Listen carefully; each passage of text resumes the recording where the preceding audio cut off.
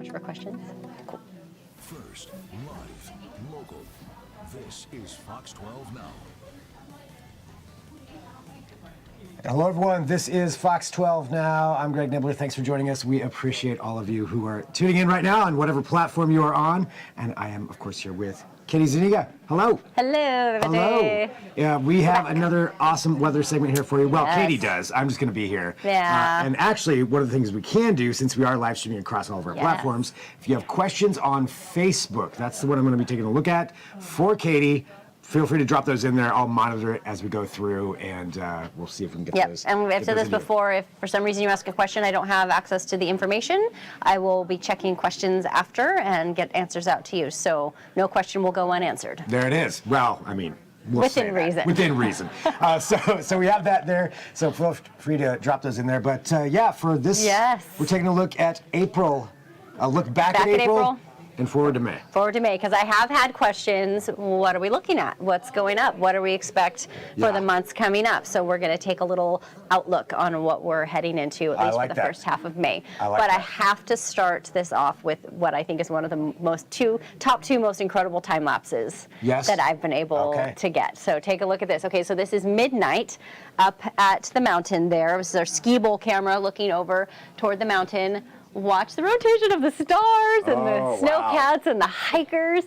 I've watched this probably a dozen times today, and it does not cease to amaze me. This is from our camera? That's from our camera. No, this morning. From this morning? Yeah, this morning. I came in and set that up, and that's what we had. So absolutely amazing. I know. I could just tell it was going to be beautiful. Okay. So let's go back and look at April, which is a few graphics for you here. So the all-time record, 70-degree days. That's not 70 consecutive. It's 70 degrees consecutively. Yeah. It's just a total was 13. 8 is the consecutive record, and we made it to 6. So we didn't beat either record, but we made it to 12 because we got to 71 yesterday. Yeah. So we got very close, tied with 2021, but did not beat that record from 2016. So there's that one for you. If we look at the rain, we were almost 2 inches below average for the month of rain for April. And if you look at just this is the 10th through the 30th. Typical rain during this time is a little more than 1.75 inches, and we only got a 1/4 inch. So it's the driest time for that dates, the 10th through the 30th, that we have on record. Wow. So it's not the driest April we've had. Our driest April was pretty bad, and just a few tenths of an inch, and we did make it a little more than that. But just from the 10th through the 30th, the driest period for that time on record. And looking back, there have been some comments that I've seen about the dryness and the season, and I just want to point out that I looked back. So a water year starts in October and goes through. So I looked all the way back through October. Just January and April, those are the only 2 months so far this water year that we were below average. We actually were above average every other month so far, since from October, November, December, February, March. All were above average. Here's where we landed for April. So the driest on record, you can see 2021 was only about 4/10 of an inch for the whole month. We made it to 1 inch. So you can see we're just like 1/10 of an inch away from being 2 inches below average for the month. I mean, and very, very close, 1 inch and 8/10. Like, it's really, really dry. And we're kind of neck and neck with maybe just a few more wet, but we're getting pretty close there, being neck and neck in recent history. So this was an unusually dry April for us. Temperatures were warmer. So we were warm and dry. Today, May 1st, our average high is 66. We're potentially going to get to 85. Yeah. So we could be close to 20 degrees above average today. We start the month at 66. We ended at 72, and this is when we start heading towards summer, right? We start getting into more summer conditions. It's our 5th driest month of the year. We have about 2.5 inches of rain. Our driest ever May was in 1992 at only 1/10 of an inch. Our wettest was 5.5 inches back in 1998. So that was very wet. And we often have 5 80-degree days on average. Now, I forgot that we had 2 80-degree days back in March. So I was thinking our first 80-degree day was just a few weeks, like a few days ago on April 24th. And Drew reminded me that we had 2 back in March, so we've had 3 so far. And if you look at just the temperatures that we're trending for this next week, we will have 1 today and possibly 2 more. So that would put us at 6 for the season, which, I mean, we have to, like the whole year, you know, we can get into the 80s and 90s and those numbers, which we'll take a look at. But we are just looking at it. Here it is. So this is the records of 80-degree days in Portland. So since the beginning of the year, so this is just a regular calendar year, we've had 3. The record number of 80-degree plus days was in 2023, where we had 95 days at or above 80 That's degrees. pretty crazy just to think about. I mean, yes, very, very, very warm year for us that year. And then warmest May days, everybody's going, oh my gosh, 85 today. You know what? It's not a record.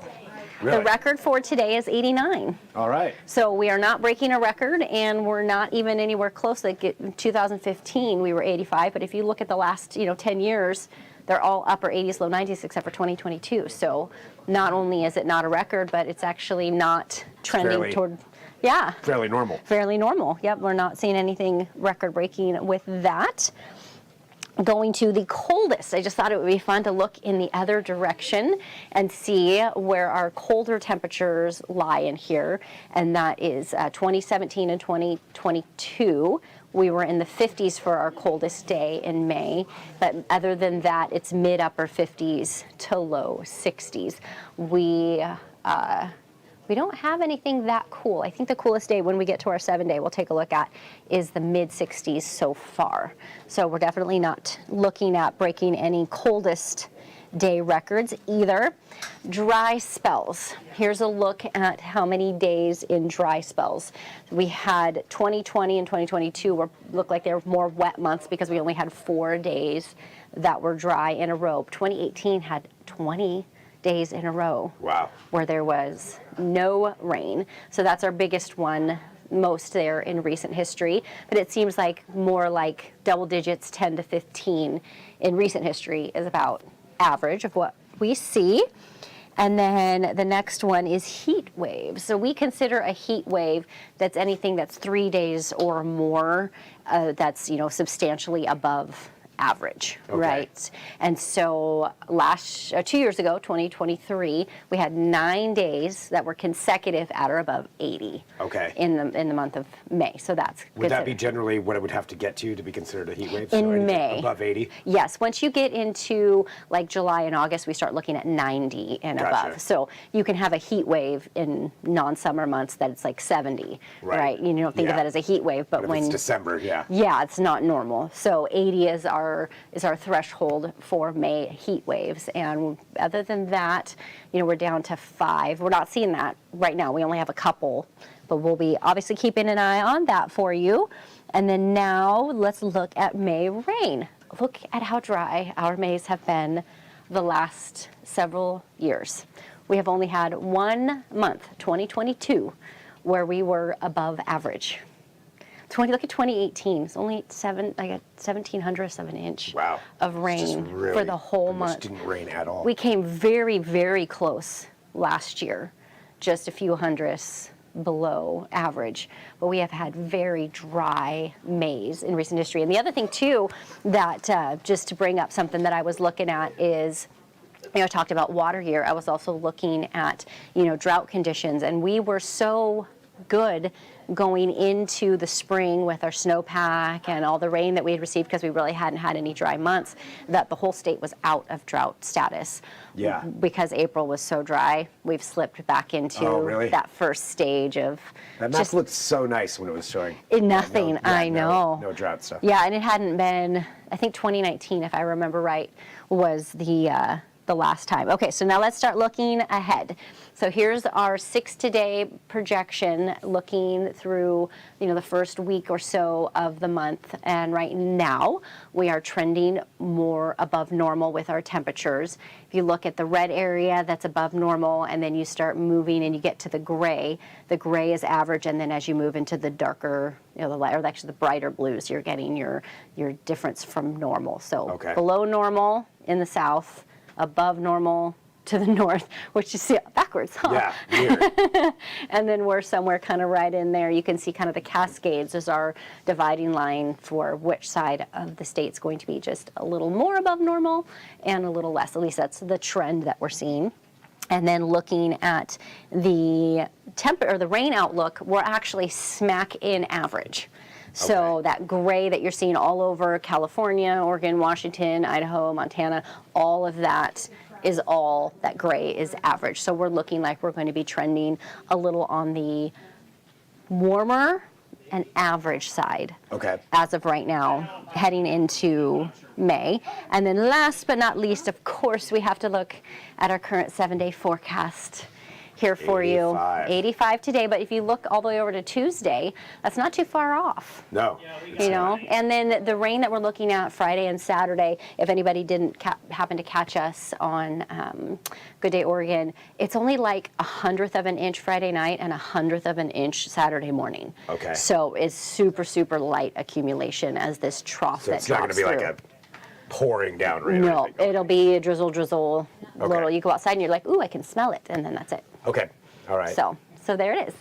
I like this. I like this outlook here. Yeah. Let's see. I've got a question. Thomas asks, when should you put on sunscreen? Always. Always, probably. Always. And if you talk to Camilla Ortiz about that, she has something to say. Really? She's just a big, you put your sunscreen on. So today, and then any day that you're going to be out in the sun. Okay, it's a good idea. Sunscreen on. And then Sherry says, how about Summit and Grants Pass, Oregon for temperatures?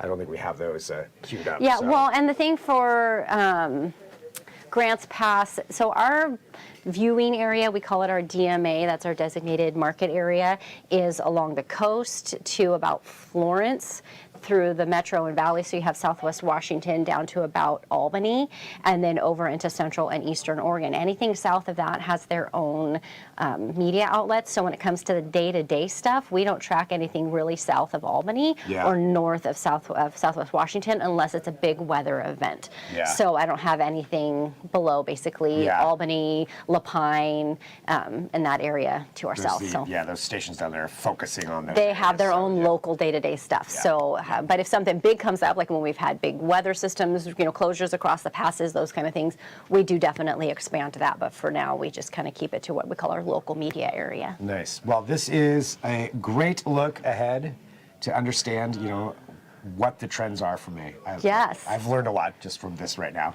And I'm just looking over here at the forecast. I know it doesn't make any sense as I'm looking off camera, but I'm looking at that, and I like the 85, and I like the 80s next week. So. Well, and it's even not going to be that bad this weekend. So those that aren't too happy about the 80s, because I know that there are some of us out there who prefer to not get that warm, this weekend's for you. There it is. I will say the allergies need the rain. Full effect. Yeah, that maybe I could use a little bit of rain, but anyway.